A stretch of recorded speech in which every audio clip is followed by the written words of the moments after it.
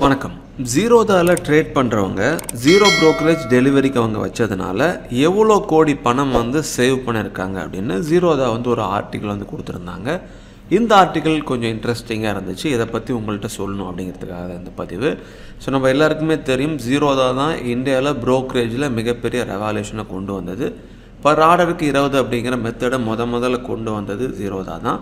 அதை வச்சு தான் எல்லோரும் வந்து அதை ஃபாலோ பண்ணாங்க அப்படிங்கிறது உங்கள் எல்லாருக்குமே வந்து தெரியும். ஸோ இப்போ ஜீரோதா வந்து டெலிவரிக்கும் வந்து ப்ரோக்கரேஜை வந்து ஜீரோவை வந்து மாற்றிட்டாங்க.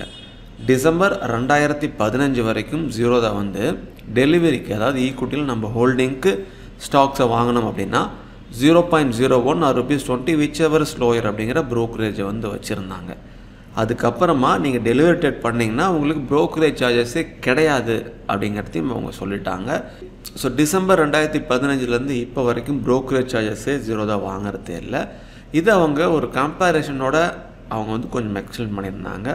ஸோ இதில் என்ன சொல்லியிருந்தாங்க அப்படின்னா, ஜீரோதாவில் வந்து ஜீரோ ப்ரோக்கரேஜ் இருக்குது அப்படிங்கிறதுனால ஸோ இந்த சார்ஜஸ் ஜீரோதாவில் ட்ரேட் பண்ணுற அந்த ஆக்டிவ் கஸ்டமரை வச்சு அந்த ஆக்டிவ் கஸ்டமர்ஸ் வந்து அவங்க ஜீரோ ப்ரோக்கரேஜ் அவங்களுக்கு இருந்ததுனால அவங்க எவ்வளோ கோடி ரூபாய் பணம் வந்து அவங்களுக்கு வந்து மிச்சமாயிருக்கு, சேவ் பண்ணியிருந்தாங்க அப்படிங்கிறதையும், 0.01 டெலிவரி ப்ரோக்கரேஜின் மார்க்கெட்டில் இருந்துச்சு அப்படின்னா ஸோ அவங்க எவ்வளோ கோடி ரூபாய் பணம் அவங்க வந்து ப்ரோக்கரேஜாக மக்கள் கொடுத்துருப்பாங்க.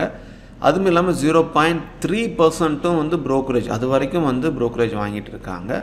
அந்த மாதிரி வாங்கினா எவ்வளோ வந்து சார்ஜஸ் வந்து இதே மக்கள் வந்து கொடுத்துருப்பாங்க அப்படிங்கிறத கொஞ்சம் லிஸ்ட் பண்ணியிருந்தாங்க. இதே அவங்களுக்கு ஜீரோதா முன்னே வச்சுருந்த அந்த ப்ரோக்கரேஜ் சார்ஜஸ் படி ப்ரோக்கரேஜ் பிடிச்சிருந்தாங்கன்னா இது எல்லாமே ப்ரோக்கரேஜ் சார்ஜஸாக மக்கள்கிட்ட வந்து அவங்களுக்கு பிடிச்சிருப்பாங்க. அது பிடிக்காதனால அவ்வளோ ருபீஸ் வந்து எல்லா கஸ்டமருக்கும் அந்த ஃபண்டு வந்து சேவ் ஆகிருக்கு. இதே மார்க்கெட்டில் 0.1 அப்படிங்கிற ப்ரோக்கரேஜ் சார்ஜஸாக இருந்துச்சு அப்படின்னா கிட்டத்தட்ட 7101 கோடிகள் பக்கம் வந்து அவங்களுக்கு வந்து ப்ரோக்கரேஜ் சார்ஜஸாக வந்து ஆயிருந்திருக்கும். ஸோ ஜீரோதாவில் இருக்கிற மக்களே வேறு எங்கேயாவது ட்ரேட் பண்ணியிருந்தாங்க, அக்கௌண்ட் வச்சுருந்து 0.1 அப்படிங்கிற ப்ரோக்கரேஜ் கொடுத்துருந்தா இவ்வளோ வந்து ஆயிருக்கும்.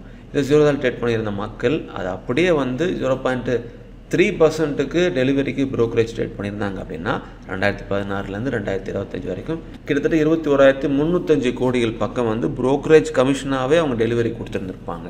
ஸோ ஜீரோதாவில் நீங்கள் அக்கௌண்ட் வச்சிருந்து அதுவும் உங்களுக்கு அந்த டெலிவரிக்கு 0 அப்படின்னு வச்சதுனால நீங்கள் கிட்டத்தட்ட இவ்வளோ பணம் வந்து சேவ் பண்ணியிருக்கீங்க அப்படின்னு ஜீரோதா வந்து அதில் கொடுத்துருந்தாங்க. அதை சொல்லணும் அப்படிங்கிறதுக்காக தான் உங்களுக்கு பதிவு. ஸோ இப்பயும் ஒரு சிலர் வந்து டெலிவரிக்கு வந்து ப்ரோக்கர் சார்ஜஸ்லாம் வச்சுருக்காங்க. ஆனால் ஜீரோதாவில் இப்போ 2025 டெலிவரிக்கு எந்த விதமான ப்ரோக்கர் சார்ஜஸுமே வாங்குறதில்ல. சப்போஸ் நீங்கள் புதுசாக ஸ்டாக் மார்க்கெட்டில் அக்கௌண்ட் ஓப்பன் பண்ணி டெலிவரி டேட் அதிகம் பண்ணுறீங்க அப்படின்னா ஜீரோதா உங்களுக்கு ஒரு நல்ல சாய்ஸாக இருக்கும்.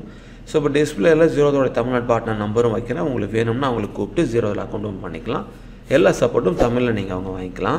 நீங்களும் இந்தியாவில் இருக்கிற அதர் ப்ரோக்கர்ஸோடைய ப்ரோக்கரேஜ் மற்ற டீட்டெயில்ஸ்லாம் செக் பண்ணிட்டு நீங்கள் உங்கள் முடிவு எடுத்துக்கோங்க. மீண்டும் உங்களை அடுத்த பதிவில் சந்திக்கிறேன். மிக்க நன்றி.